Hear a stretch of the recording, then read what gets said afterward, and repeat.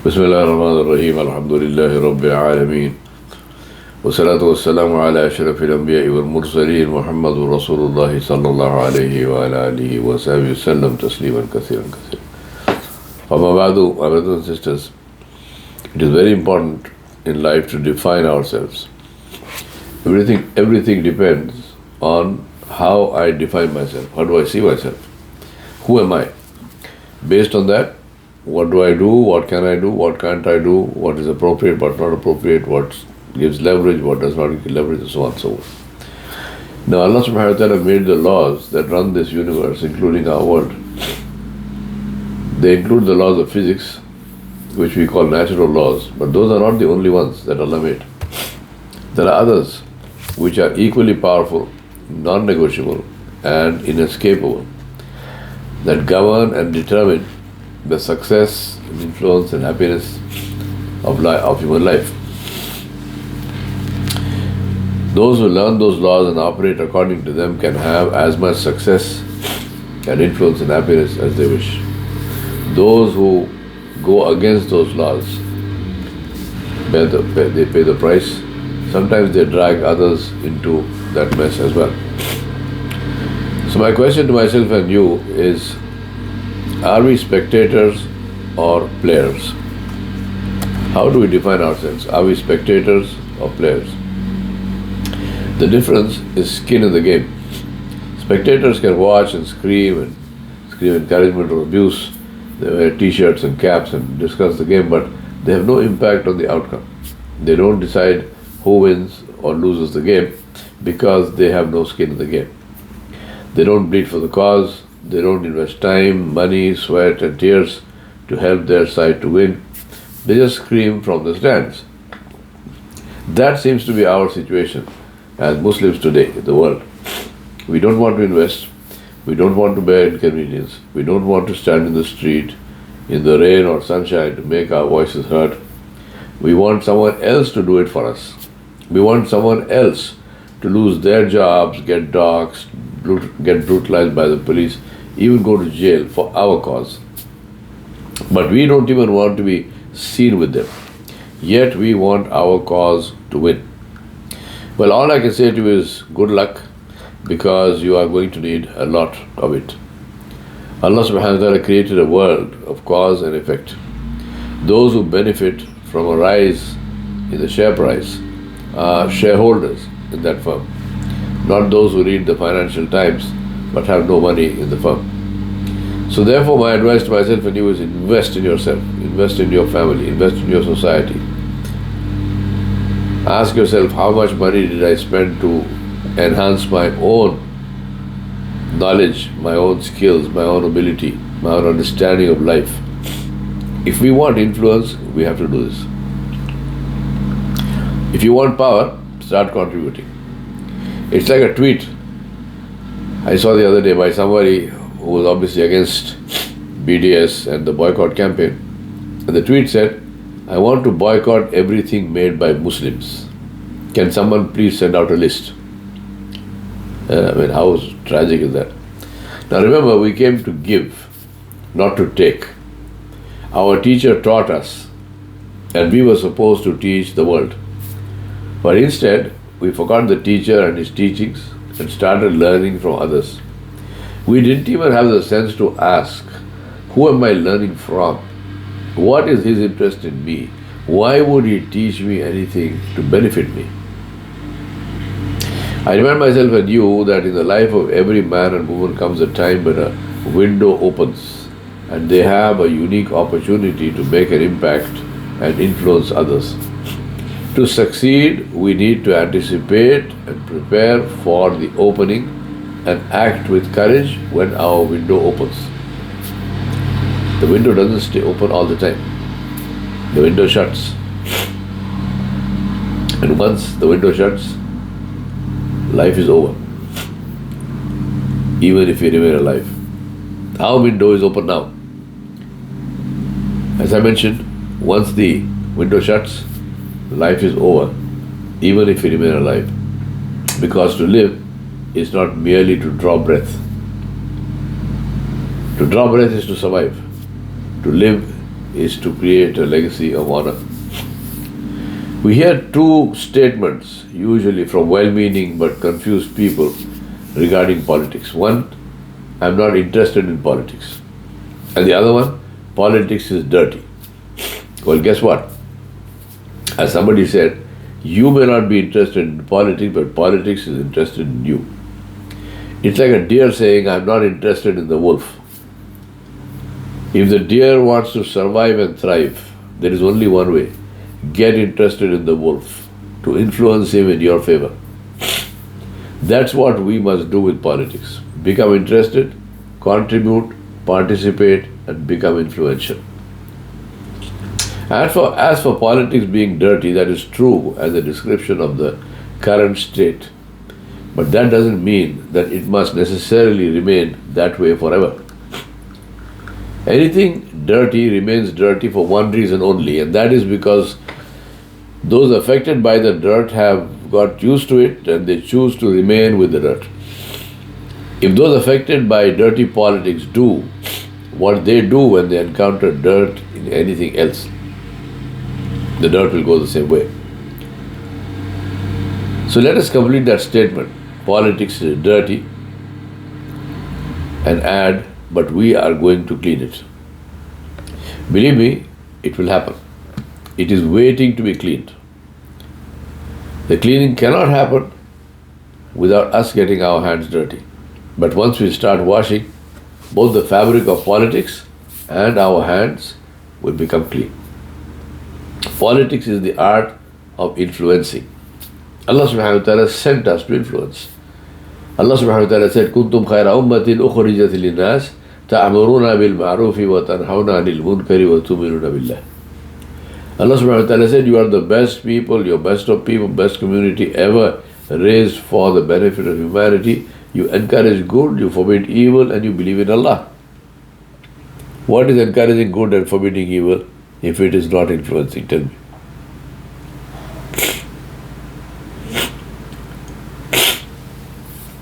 Allah subhanahu wa ta'ala told us that our job is to clean society from all kinds of evil and promote all kinds of good. Good governance comes at the top of that list. Society can only be cleaned by insiders, by citizens. Participating in society does not mean only living in the place and having shops and buying and selling things. To participate is to be interested in the welfare of the place. That means to invest time and energy and money and talent and all kinds of resources to help to do whatever is necessary to ensure good governance. It means to cooperate and collaborate with others to make that happen. It means to make societal change both our long-term and short-term goal.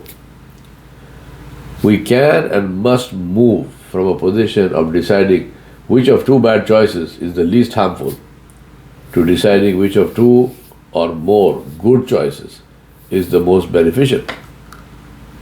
It can happen, but not without participation.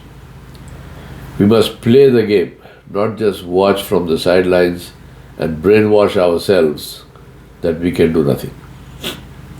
What is the role of Muslim citizens who live in democratic countries, not only in this one, any democratic country? Should they participate in government from voting to standing for election to discharging their responsibilities in different capacities in local and national government or not? Or should they abstain from doing any of these things? And if they should abstain, then tell me, how are they to ensure that their rights and their needs and their issues are represented and addressed by a government that they did not elect or show any interest in? We have multiple examples in the world and historically about what happens when you refuse to participate in governance. None of them is good. It's not about political parties, but about being interested in and being willing to contribute to the nation. We must understand that working to ensure good governance is the most important part of citizenship. That is the secret of power. Not merely casting our vote, important though that also is, but standing for truth and justice and advocacy of worthy causes helping the weak, volunteering our time and talents for the benefit of society, putting our money and effort where our mouths are when it comes to helping others. We, the people of the nation, through the ballot box, have delegated the authority. Please understand this. We delegate the authority to run the nation to those we elect to those we elected. But the responsibility remains with us. We retain the responsibility for their success or failure. I recall my favorite quote. It says, "We get the government we deserve." Somebody said, "This is not me, it's my favorite." We get the government we deserve. Changing society is not instant coffee, it won't happen overnight. We have the example of the seerah of Rasulullah, where Rasulullah, with him at the helm and the best of all generations at his command, it took them 23 years. Societal change is running a marathon. It's about the long haul. We must convince ourselves that our society needs change and that nobody else is going to do it for us. And get used to working for the long term and stop looking for instant rewards. Take the case of all the Sahaba who died before Fatah Makkah. None of them saw the victory of Islam. Musab ibn Umair, Abdullah ibn Jahash, Sa'ad bin Mu'ad, Hamza bin Abdul Muttalib, Khadija bint Khuwaylid, Zayd bin Haritha, Ja'far bin Abi Talib, radiyallahu anhum ajma'een, and many others did not see the victory of Islam, but they didn't get tired. They didn't lose hope, they didn't stop investing, they did not despair or even slow down their efforts for Islam. They continued with undiminished energy and dedication. They didn't have donor fatigue and activist fatigue and this.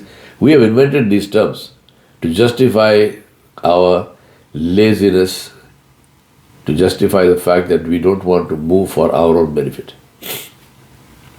To move for your own benefit is the absolute basic minimum, self-interest. It's not even something to talk about.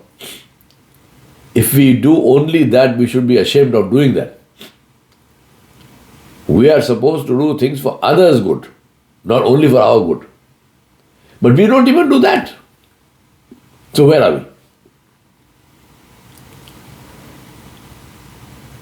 we? Islam was victorious because of these people. Because they invested themselves in the victory of Islam, even though they did not live to see that victory themselves. And Allah subhanahu wa ta'ala is their witness. Allah subhanahu wa ta'ala said, مِنَ الْمُؤْمِنِينَ رِجَالٌ صَدَقُوا مَا آحَدُوا اللَّهَ عَلَيْهِ فَمِنْهُمْ مَنْ خَضَى نَحْبَهُ وَمِنْهُمْ مَنْ يَنْتَظِرُ وَمَا بَدَّلُوا تَبْدِيلًا. Allah said, among the believers are men, and Rijal here is not a gender statement, it says man being somebody who has nobility, whether it's a man or a woman. Rijal. Among the believers are men who have proven true to what they pledged to Allah. Who is saying they prove true to the pledge? Allah Himself.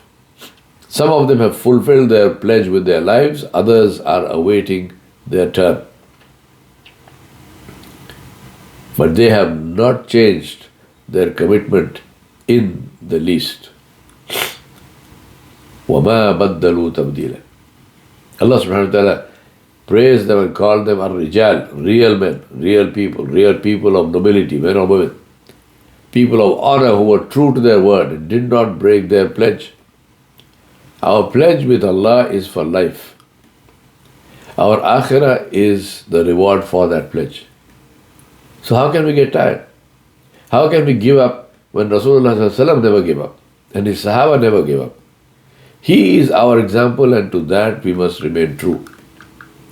Allah subhanahu wa ta'ala honored the Sahaba and told us about their attitude in times of danger. Allah subhanahu wa ta'ala said, وَلَمَّا رَأَى الْمُؤْمِنُونَ الْأَحْزَابَ وَلَمَّا رَأَى الْمُؤْمِنُونَ الْأَحْزَابَ قَالُوا هَذَا مَا وَعَدَنَا اللَّهُ وَرَسُولُهُ وَصَدَقَ اللَّهُ وَرَسُولُهُ وَمَا زَادَهُمْ إِلَّا إِيمَانًا وَتَسْلِيمًا.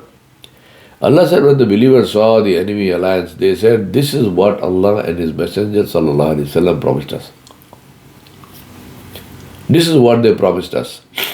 The promise of Allah and His Messenger is true. And this only increased their faith and submission. Because at that time, as you know, the munafiqeen were trying to frighten them. And they were trying to say, this is what Rasulullah sallallahu alaihi wasallam brought upon you. And these people are going to destroy you. And he said, no. Nobody can destroy us without the will of Allah, and Allah will protect us. My brothers and sisters, we must realize that our task is to establish in our lives, starting with myself and yourself, a system based on the worship of Allah subhanahu wa ta'ala alone, obedience to Him and to His Rasul sallallahu alaihi wasallam, focused on benefiting all of humanity. We must change the present system based on predatory capitalism and the worship of the self to a system based on compassion and social responsibility. This takes time and sustained effort and investment of all our talent and resources in something which we truly believe is worth it. It is a generational project for which we must volunteer to go into the foundation to be buried, known only to the one to whom is our return. On our shoulders will stand future generations who will take it forward and see our vision to its fruition. But do we have a vision? That is the real question. This is what Rasulullah sallallahu alaihi wasallam had and his Sahaba understood and shared with him. And that is what gave them the energy to continue in the face of apparently unsurmountable odds, to keep contributing everything with unwavering sincerity and enthusiasm. That is how they won, and history is witness. What are the odds when the Creator of the universe is with you? Think about that. In democratic societies, citizens delegate authority, not responsibility, as I mentioned before. If those who delegate to whom authority was delegated fail, it is the duty of citizens to take back the authority and delegate it to better people. We must realize that to give ourselves good government is our responsibility, not somebody else's. In conclusion, I would like to state clearly and unequivocally that Muslims living in democratic countries must participate in government in every way, knowing that it is entirely in keeping with Islam to do so. They must participate because Allah subhanahu wa ta'ala orders them to support all that is beneficial for everyone, Muslim or otherwise, and to do that in a way that showcases Islam for the rest of the world. Muslims must participate in democracy because it is only by participation that we can ensure that our interests are addressed and our needs are met. We have seen examples of what happens when we don't participate. We are used and discarded. That must not happen again. That is the key. You must go to vote, whether it is raining or not, whatever the situation is. You must go and vote. Remember, this is the only opportunity that you have in a democracy to be heard, to influence your own future, and to protect yourself from those who wish to hurt you. Remember, a party is not elected by the majority of the population of the country, but by the majority of those who go and cast their vote. This is the key to modern democracies and the reason why we must vote. If you don't enroll yourself and don't go and vote, then don't blame anyone else for the result. You are responsible and you will pay the price. I ask Allah subhanahu wa ta'ala to save us from ourselves and to save us from all kinds of misguidance from shaitan and to guide us to him and to his pleasure. Wa sallallahu ala nabiyil kareem wa ala alihi wa sahbihi ajma'in bi rahmatika ya arhamar rahimin.